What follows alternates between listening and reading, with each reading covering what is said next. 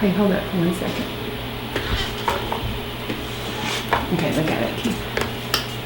It's gonna have to come up a little bit more. Okay, now just sit down. You sit down now. Okay. Hi, we're in Fresno at the Fresno. Hi, we're in Fresno, California at the Fresno Rescue Mission. We've been here for a couple of days and I have a few new friends I want you to meet. This is one of them right here. This is Keith. Keith, thanks so much for letting us interview you today. No problem.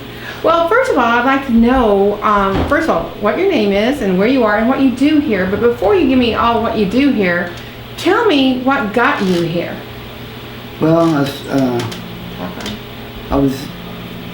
I've been on drugs and alcohol for about 40 years, and in and out of trouble. I've been in prison for 16 years.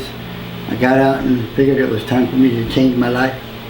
And I was living in Hanford at the time, and my parole officer told me about this place here.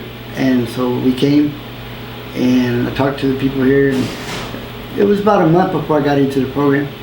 But I'm glad I did.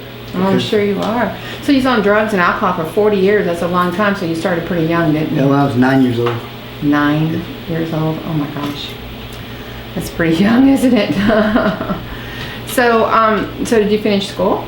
No, ma'am, I didn't finish school on the outside, but when I went to prison, I got my GED in prison. Oh, did you really? That's awesome. That's amazing. Well, let me ask you a question then. So after you got out of jail, out of prison, that was 16 years of that. So I'm sure your life changed a lot while you was in prison, right? Yeah. Yeah. So did you come to the Lord while you're in the prison?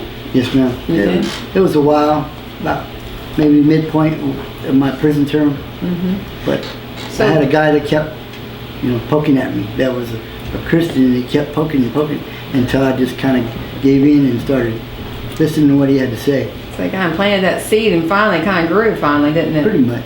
So what did you do to get in prison? I was got convicted for being a sex offender.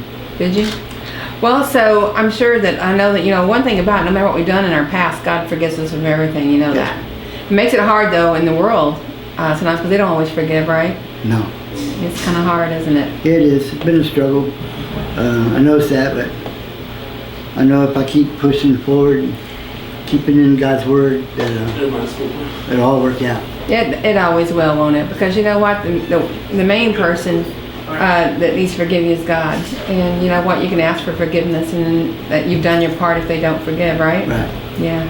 So tell me about your walk. Tell me how long you have really been a working Christian here here. Tell me how long you've been here. Tell me the program you've been in and what now you're an employee. Is that correct? Yes, ma'am.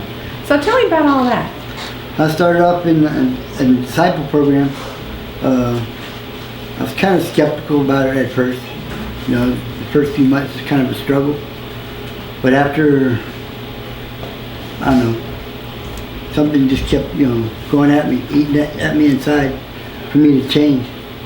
And the longer I participated in the program and kept following God's Word and reading God's Word and doing my studies, it got to a point where I broke down and just gave all up. Oh, that's a wonderful feeling, isn't it? Yeah, it was. It was like an old shotgun being broke down and be cleaned up. Well, I got cleaned up. It's one of those bittersweet things. Yeah.